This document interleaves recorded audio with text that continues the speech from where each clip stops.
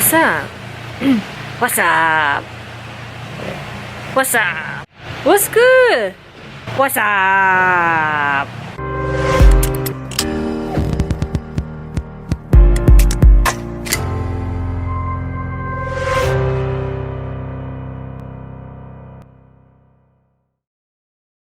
Good morning, guys. Happy Saturday to you. Today is deadlift day, so I got my deadlift braids in. We're just going to take you guys through a full day in the life fun vlog, but I am outside right now because we got this beautiful snowfall last night, and I have to show you guys how pretty it is out here.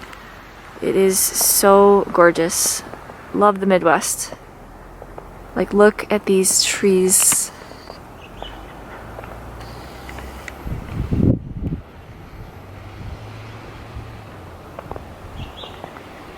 So we're gonna start our day per usual at the gym, and then I've got to get some work done, so I'm gonna hit up the lab. You guys will be able to see a little bit of my lab, and then we'll see where the day brings us. Not gonna lie, I'm starting to feel some symptoms. So I woke up with a slight headache and my throat is a little bit sore.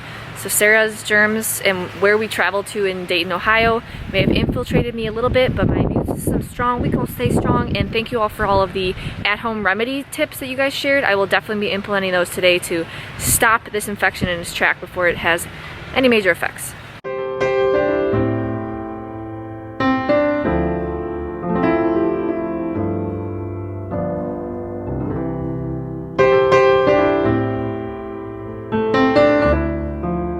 So on the way to the gym, and I just wanted to talk a little bit about my mom. You guys got a little sneak peek preview of Carolyn these last few days. The princess, She's a little shy to the camera. It seems it's okay. She's like a naive little beautiful sunflower. She is. Honestly.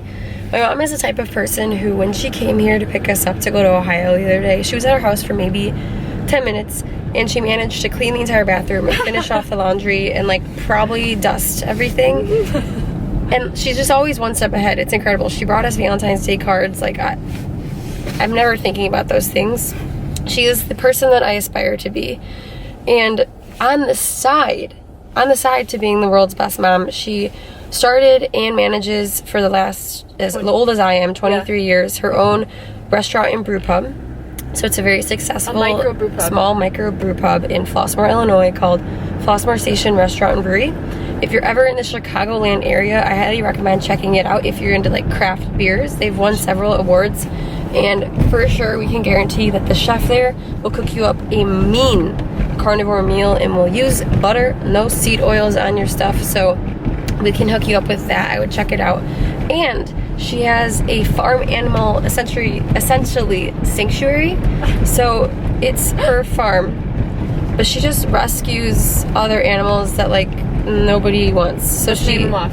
Well, these are our siblings. These are our siblings, and so we'll have to go home and give you a tour of all of them. But she's got my horse there, which is Picky. She's got several random mini horses, but then also medium-sized horses. And medium-sized horses. These were rescues. She has donkeys. She has a plethora of chickens that she gets eggs from.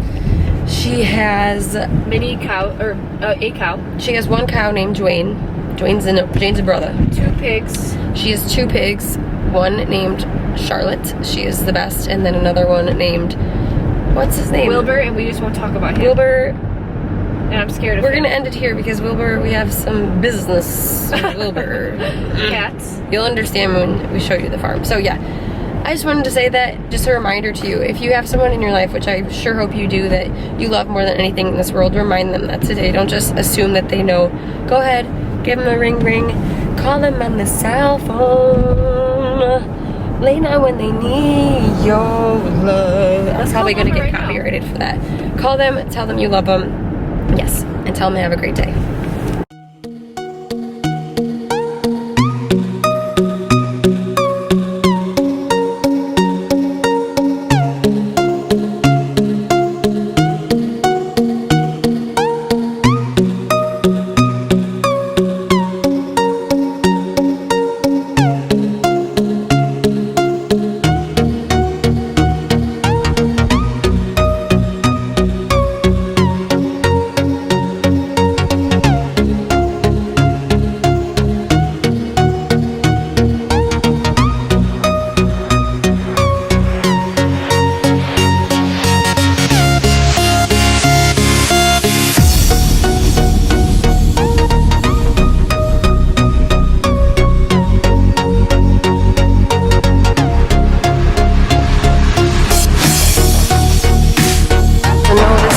Next time she's gonna show that barbell the business. She's gonna tell it what the business is. You're gonna tell it what's up? Next time? Next time. Alright, not to feet, just more business left to do. Alright, so I did not hit my top single. I was trying to go for a PR and I didn't hit it. Very close, just needed a little bit more lockout, but wanted to share some tips on like how I warmed up to that top single. So first you should wear flat shoes. We like wearing wrestling shoes. They have really good grip on the bottom and they're flat. So just don't wear tennis shoes that have like a big squishy heel. You're gonna lose a lot of force transfer and it's not gonna be as efficient and it'll make you lean forward. So just make sure you're wearing flat shoes. Wrestling shoes are a great option.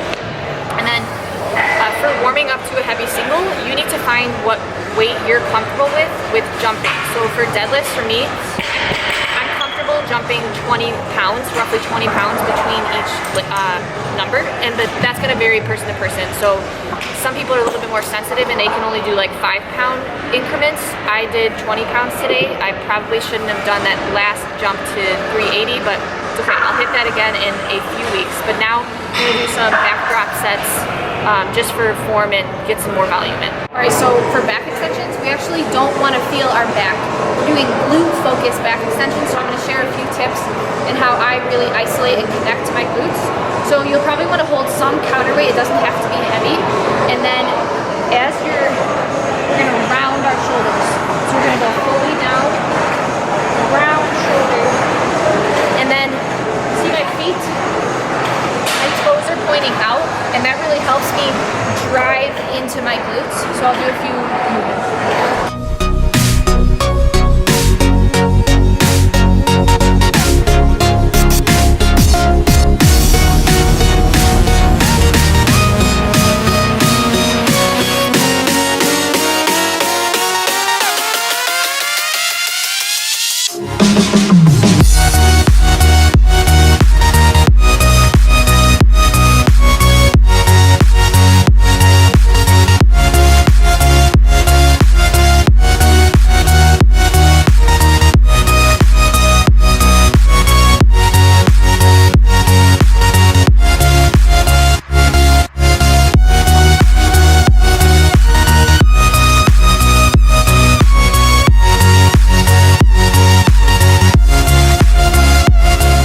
Home from the gym to find Queen Marshmallow guarding her throne with queen-like tendencies. Good morning, Miss Marshmallow. Okay, so it's time to eat. Time for platter number 1. Here's what we got on the spreads. This is a pretty staple meal, usually more suet than bone marrow, but we've got some reverse seared chuck steak, a soft chicken foot, 2 yolks. Whenever I break mine, I put it in a little bowl because classy with a little side of sassy. Yolk sauce. Raw bone marrow, and then some lightly seared liver. To address a very frequently asked question. Oh, lighting so bad. Go other side. To address a very frequently asked question, yes, after cooking this in the bone broth, it is soft enough to eat. You can bite the whole bone. The bone is super soft. So if you can't bite through the whole bone, you might just need to cook or boil or put it in your broth longer. A little bit longer. It being the chicken foot. You should be able to eat the whole thing. It's a great calcium snack. Yes. All right, so it's time to eat, yo. Wait, no. No, it's not. Oh, yeah. Let's eat, yo. We just finished up lunch and we got a package from UPS and, nope, FedEx. What could this possibly be? This tube. So we've been able to meet so many incredible friends via social media, and one of those friends is Charlie Brown, and Charlie Brown is really good with optimizing prints. So he does a lot of like sticker work and whatnot and jazz. So he's the one who sent us those really awesome Angel's Landing stickers in the back of our car. But we just got this in. Look at what Charlie sent us. He sent us like a print version of our book so we could see kind of the quality we're working with. He also did a lot to optimize it for us. Just let it go, man. Just let it go. This is a giant version of the organ encyclopedia. This is reminding me of one of those player pianos that plays the keys. But this is giving you a sneak preview. Yeah, you can't see that much. Going through all of some of our favorite offcuts and explaining our favorite way to cook. The camera died when we were filming that. What we were saying. So we list all of our favorite offcuts and we explain their taste, their texture, our favorite way to cook them. So here we have, for example, oxtail, and then we have pigtail, pig trotters. So just a lot of goodness stuff in here, guys. And y'all should check it out. With some issues with purchasing and having it available on Amazon, but it's all ready to go in 3 versions. Yes, so on our website, www.armstrongsisters.com, you can find it in PDF format, so we email that directly to you. It's really user-friendly. I would recommend the PDF. You can also get it on Amazon in Amazon Kindle and paperback on Amazon, which is now available. So Oregon Encyclopedia, your guide to eating nose to tail. All the links will be in the description below. It's like our little baby. It's a little side project book. We're really happy with it though, and we want to share it with you. So check it out. And thank you, Charlie. You're honestly awesome. And it has a great like mental shift, mental description of like the new mentality you need for this way of life. So shifting from like a standard American diet to this way of eating takes a shift in your mind, right? And then it's also a great description of why you should eat nose to tail. So this is something that you could use to explain to other people. Yeah, so check it out. Professor Ashley, what do we have here? Beef tongue. We have beef tongue. Beef spleen. Beef spleen. Beef testicles. What are testes? Alright, this is enough, this is enough. I'm about to head to the lab, but before doing so, going to pull a few things out of the freezer to prep for our weekly nose to tail feast. So our nose to tail feast is 2 days from now, so I like to pull some things out of the freezer so that they can thaw out in the fridge. So this week I'm going to pull out a beef brisket, and we will show you guys in a few days our favorite way to cook oven baked brisket. And then pull out some duck leg quarters. So this is like the thigh and the leg from White Oak Pastures pastured duck. And then last but not least, going to thaw out this is a beef brain inside here. It's a brain in here. So we will cook these up in a few days for our nose to tail feast.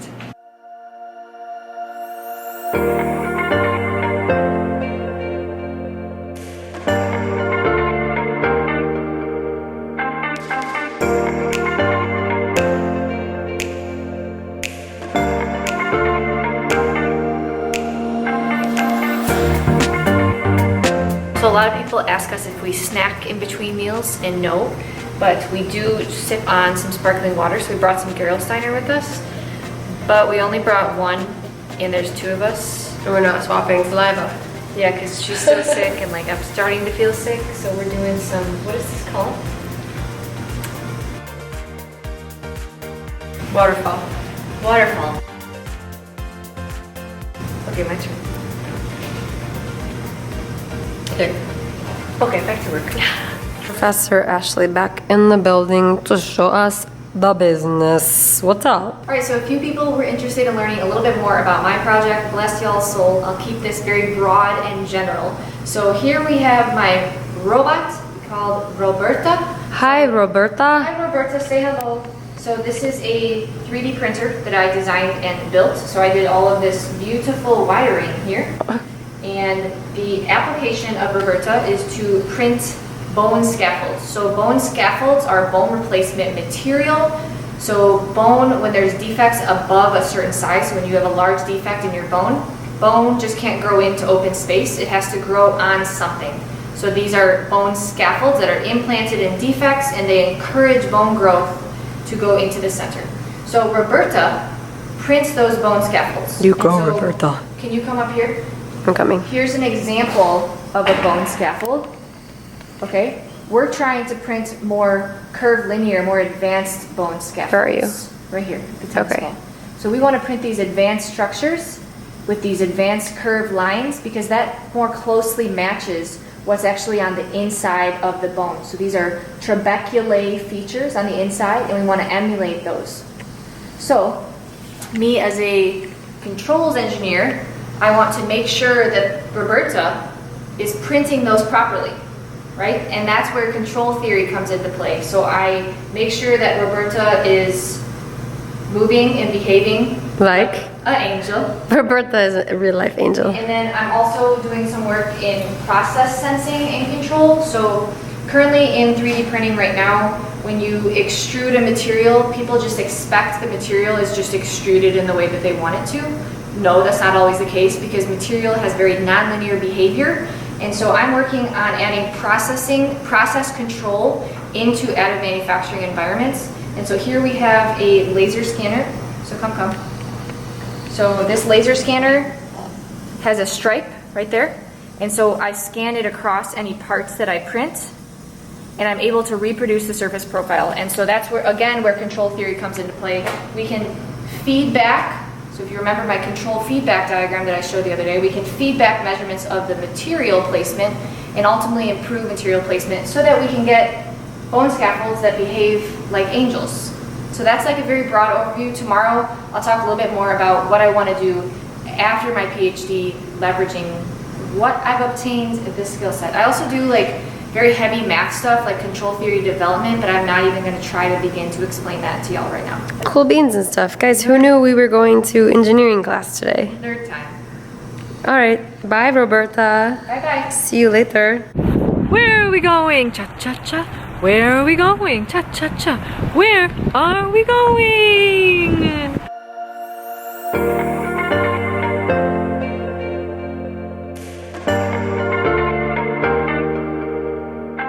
Today, we are committing the ultimate carnivore crime. Probably will get shadow bans from the community. We are having something nuts from the animal.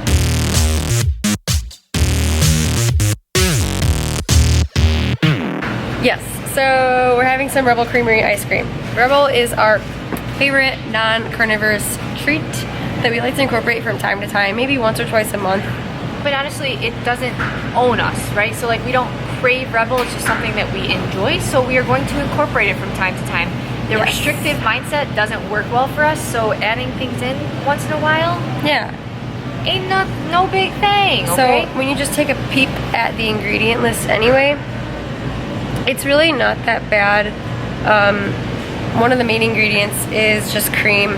The other one is egg yolks, and then besides that, it's just the additives that make the flavor unique. And so someone's gonna say, yes, the chocolate has oxalates, yes, but we rarely consume this, and we are good about our calcium intake, and calcium intake has been shown to reduce oxalate absorption in the body. Oh, yes. So Are we bothering you? No, we just met a real life YouTube friend. So we're asking her, how old do you think Ashley is? Give your best guesstimate. Let's zoom in on Ashley's face. The question of the hour. I feel like you're 18. 18, folks and gentlemen and stuff. Jiggly and stuff. Plus 9. Yeah. 27. Reverse aging at its finest. That was the sweetest person we've ever met in our entire lives. Returning to the oxalate discussion, we are good about our calcium intake, so calcium intake reduces oxalate absorption, so I'm not concerned, and we rarely have this. It'd be a different story if we were having this every single night. But on another note, so people often ask, like, how do you know what you can and cannot include in your diet? For us, it took a lot of experimenting to find what non-animal products don't bring our symptoms back, and we don't have any issues from having this infrequently. But the only thing would be probably like we fart a few more times the next day. Erythritol. But overall, like for you, if you're strict carnivore right now, which some people do need to be for their health, and that's what we started with. We did not incorporate anything for a long period of time. Then from there, if you want to, incorporate other things that don't bother you. And you have to do some experimenting to find what that is. What's most important is being animal-based, and sometimes there's this dogma about like ridiculing people who don't stay strict 100% carnivore, and don't feel like you have to do that, right? Like to be a successful carnivore. You don't. You need to find a sustainable approach that works for you. Yes, so we're like really bothering people. People are like trying to pass us, not get in the video. But anyways, all right, time to go home and make platter number 2, which will include some of this. One more note. One more note. So as you guys know, we're in like bulking phase. We're trying to gain weight, not incredibly at a fast pace, at a slow weight. This helps us get our calories in too from time to time. And so I think that if you are someone that struggles with like binging and overeating, incorporating stuff like this that would be a trigger food would not be the best idea. But if you are looking to gain weight, or you know, you can control certain types of eating, try out some Rebel. Okay.